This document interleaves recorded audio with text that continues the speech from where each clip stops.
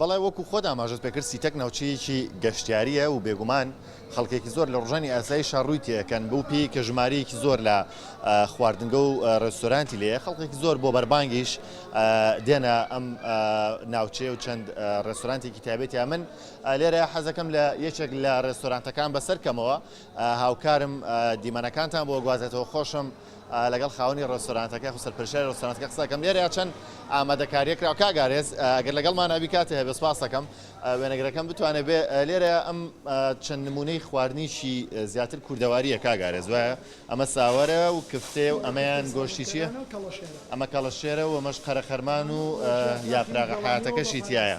باش بە شێوەیەکی گشتی با بشین بەرەو ئەو شوێنێکی میوانەکان لی پێشوازیەکەن و پێم بڵێ ئامادەکاریەکانی ئێوە بۆ ڕەمەزان و بۆ بەربانگ چییە؟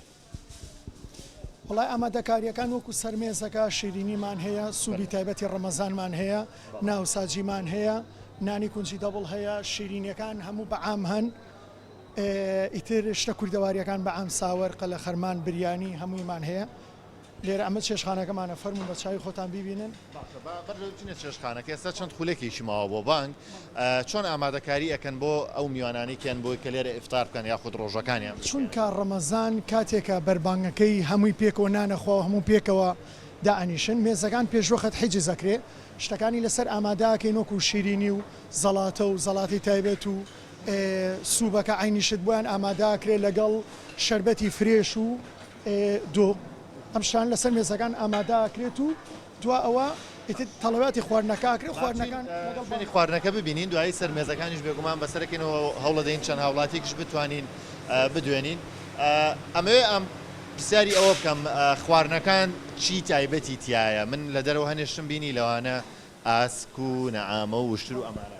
قۆزی ئاسکمان هەیە، نەعامەمان هەیە، حشترمان هەیە، کفتەی سابونکەران هەیە، قەل و قاز و کەڵەشێری کوردیمان هەیە، یاپراخمان هەیە ئەوی شەر شتێکی تایبەتە لە گۆزەیە ئەکرێ و هەمووی خواردنەکان زۆربەی زۆریان بە دار ئامادەکرێن بۆ بەربانگ.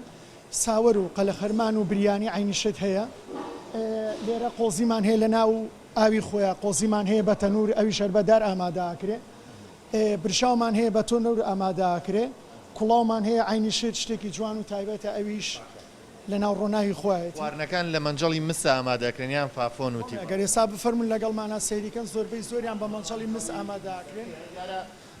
ئەمەوێ خۆم بەر لەوان ئاماژە بۆ کەم ئێوارە کە هاتی نەمانەی ئامادەکاری بکەین خواردنەکانیان لەمانەیە هێنا و دوژاریان خستەم شوێنەوە بۆی کە بەردەوام لە پلەیەکی گەرمی گونجاو دەمێنێتەوە کە بۆ خواردن بشێت.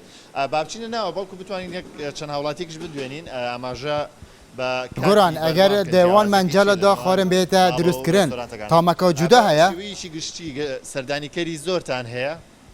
سەردانیکارەکان بڵێ لەخوا بە زیابە زۆرن بەس زۆربەی زۆریانی تر 10 دقە چارەکێ 5 دقە پێش بەربانگ ئامادەکارانم پرسیاری ئەوە کە نەڵەن جیاوازی چی ئەگەر خواردن فەرمووی بۆیە خواردن لە مەنجەڵی مسدا یاخود لە مەنجەڵی فافۆن و تیڤالدا دروست بکرێت جیاوازیەکەی چییە؟ بێگومان مەنجەڵی مس خواردنی خۆشترە ئەنجادار بۆن و بەرام و تامێکی خۆی جیاواز هەیە وەکو مەنجەڵی فافۆن یان مەنجەڵێکی کە بێت مەنجەڵی مس خواردنێکی تایبەتی خۆیەتی تامێکی تایبەتان هەیە بڵێ کاکە من خواردنەکە لە مەنجەڵی مسانە بێنامێ بێگومان ڕۆنی کوردی و مەنجەڵی مس ئەوە شتێکە کە داواکاری ئامی لەسەرە ینی لە سایەک ئەگەر بڵێ لەوە داوای نەکایان نەڵێ خواردنەکان چۆن ئامادەکراوە حەزەکەم چینە لای خێزانێک ئەگەر قسەمان بۆکەن بارمەتیت دیارە بە شێوەیەکی گشتی خەڵکێکی زۆر بۆ بەربانگەکانیەتە دەرەوە سڵاو لێ بێت باشی خاتون باشە ئاساییە دیارە جەلەوەی کە کاتی بەربانگە ژمارەیەکی زۆر چاوەڕێن لێرە کە ڕۆژوەکانیان بشکێنن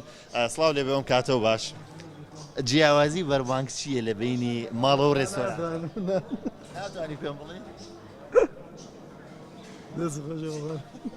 ئەوە لەبەر پێگەنی ناتوانێت قسەوکە لازانم مەسەلەکە چێ سڵاو لێ بێ قوربان جیاوازی بەربانگ لە نێوان ماڵەوە و ڕێستۆرانتەکانە چییە؟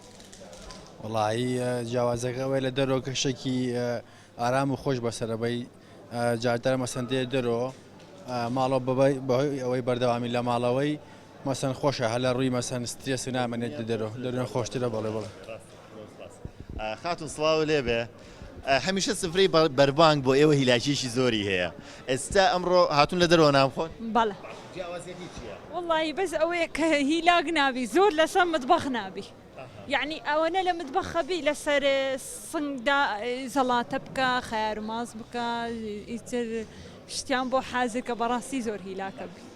سپاس بۆ وتەکان بەڵێ ئەمەی کە خۆتان بینیتان بە شویشی گشتی خوانی بەربانگ یاخود خوانی ئێوارانی ڕەمەزان تایبەتمەندی زۆر زۆری هەیە و خەڵکێکی زۆر چێژێکی زۆری لێ بینێ و بەشێکشانیانە دەرەوە بەربانگەکەن بۆی کە لە ماڵەوە کەمتر هیلاک بنەوە خاتونەوت.